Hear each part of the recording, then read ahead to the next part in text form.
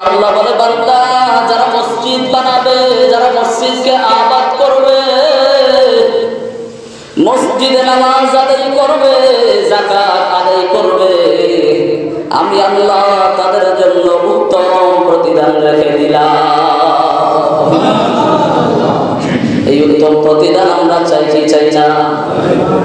অন্য এক হাদিস শরীফের মধ্যে আল্লাহর হাবিব বলেন, মান বানা লিল্লাহি মাসজিদান বানাল্লাহু বাইতান ফিল জান্নাহ। আল্লাহর হাবিব বলে, আমার উম্মতেরা শোনো, আমার উম্মতদের মধ্যে যারা মসজিদ বানাবে, আল্লাহ রাব্বুল আলামিন খুশি হইয়া তাদের জন্য জান্নাত বানায়া দিবে।